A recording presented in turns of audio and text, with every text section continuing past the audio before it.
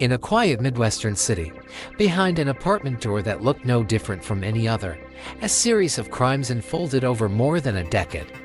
Neighbors noticed strange smells. Police were called. Complaints were made. Yet the truth remained hidden until the summer of 1991. This is the full story of Jeffrey Dahmer, where he came from, how his behavior developed, how his actions escalated, the lives he was responsible for and a living, and how repeated failures allowed it all to continue.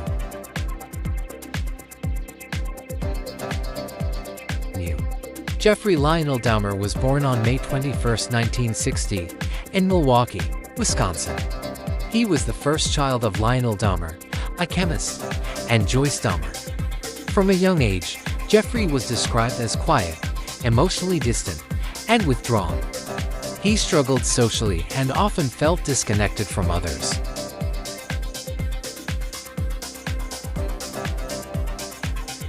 During early childhood, Dahmer underwent surgery for a hernia.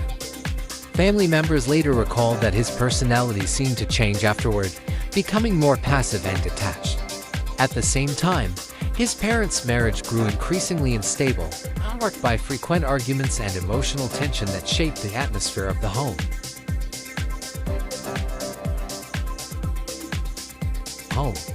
As he grew older, Dahmer developed a fascination with animal remains. He collected bones and roadkill and examined them closely.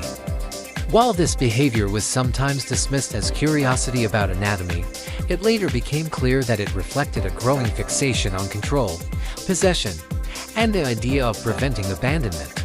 By his teenage years, Dahmer was deeply isolated. He struggled in school and developed a severe alcohol addiction, drinking heavily and often alone. Alcohol became his primary coping mechanism, lowering his inhibitions and deepening his emotional detachment. In 1978, shortly after graduating from high school, Dahmer's parents divorced. His mother moved away with his younger brother, leaving 18-year-old Jeffrey alone in the family home. This isolation coincided with the beginning of his criminal behavior. In June 1978, Dahmer met 18-year-old Stephen Hicks, who was hitchhiking. Dahmer invited him back to his house. When Hicks attempted to leave, Dahmer panicked, driven by an intense fear of being left alone. He unalived Hicks, marking the first known time Dahmer took another person's life. Afterward, Dahmer disassembled the body and disposed of the remains in trash bags and wooded areas. No one suspected him, and the incident went undiscovered. This absence of consequences reinforced his belief that he could continue without being caught. For several years, Dahmer attempted to suppress his urges. He attended Ohio State University briefly but dropped out due to alcoholism.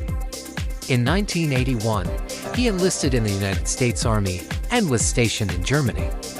His drinking continued to interfere with his duties, and he was honorably discharged in 1983. Returning to the United States, Dahmer lived with his grandmother in Wisconsin and later spent time in Florida.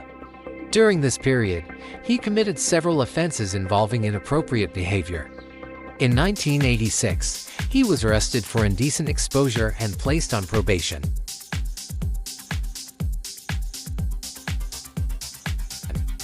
In November 1987, Dahmer was responsible for unaliving 25-year-old Stephen Twomey in a Milwaukee hotel room. Dahmer later claimed he had been heavily intoxicated and had limited memory of what occurred. This event marked the beginning of a sustained and escalating pattern.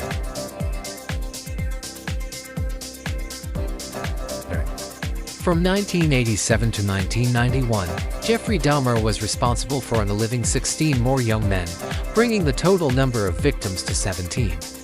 His method followed a disturbing but consistent pattern. He approached young men in public places such as bars, malls, and bus stops. He offered money, alcohol, or companionship to gain their trust and convince them to go with him voluntarily. Once alone, Dahmer secretly added substances to their drinks, leaving them disoriented or unconscious.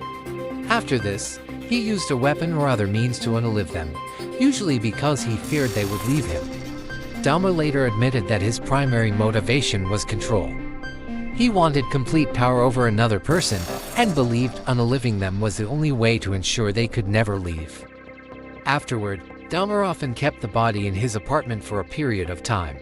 He engaged in disturbing behavior involving the body and preserved certain body parts. Investigators later confirmed that he kept certain items connected to the victims as personal trophies, storing them as reminders of the people he had unalived. Eventually, Dahmer disassembled the bodies and disposed of the remains. He used various methods to avoid detection, including dissolving remains and discarding them gradually. These actions produced strong odors that neighbors frequently complained about. Many of Dahmer's victims were young men from marginalized communities or unstable circumstances, which delayed missing person reports and reduced early law enforcement attention. In 1988, Dahmer was arrested for sexually assaulting a 13-year-old boy named James Dockstader.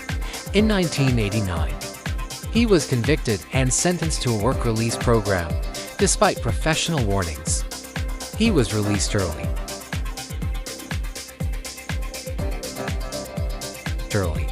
After his release, Dahmer moved into an apartment in Milwaukee that became the primary location for many of his later actions.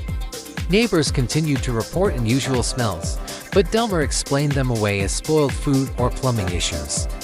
In May 1991, a 14-year-old boy named Connor Xanthosomphone was found wandering outside Dahmer's apartment, injured and disoriented. Witnesses contacted police. Dahmer claimed the boy was his adult partner and convinced officers to return him to the apartment. Shortly afterward, the boy was unalived, an incident that became one of the most criticized police failures in U.S. history. On July 22, 1991, another intended victim, Tracy Edwards, escaped Dahmer's apartment and flagged down police officers. Edwards led them back to the residence. Inside the apartment, officers discovered photographs documenting disassembled bodies, along with human remains stored in multiple locations. The scale of Dahmer's actions became immediately clear, and he was arrested on the spot. During interrogation, Dahmer confessed in detail. He admitted to drugging victims, unaliving them, and keeping body parts as trophies. He calmly described being responsible for 17 deaths between 1978 and 1991.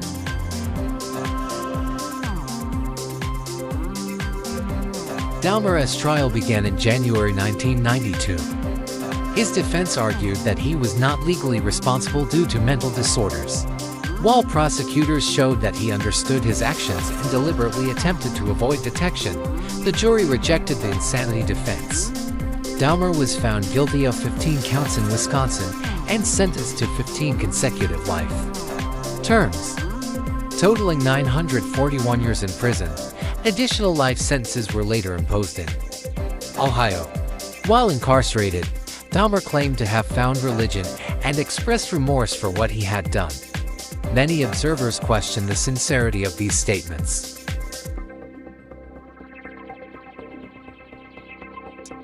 On November 28, 1994, Jeffrey Dahmer was unalived by another inmate while performing work duties at the Columbia Correctional Institution in Wisconsin. He was 34 years old. The Jeffrey Dahmer case exposed major failures in law enforcement, the justice system, and societal awareness. It sparked nationwide discussions about accountability, bias, and the protection of vulnerable individuals. Today, this story stands as a chilling reminder that extreme harm can occur in plain sight and that ignoring warning signs can lead to devastating consequences. If you found this documentary informative, consider subscribing for more in-depth true crime stories. Thank you for watching.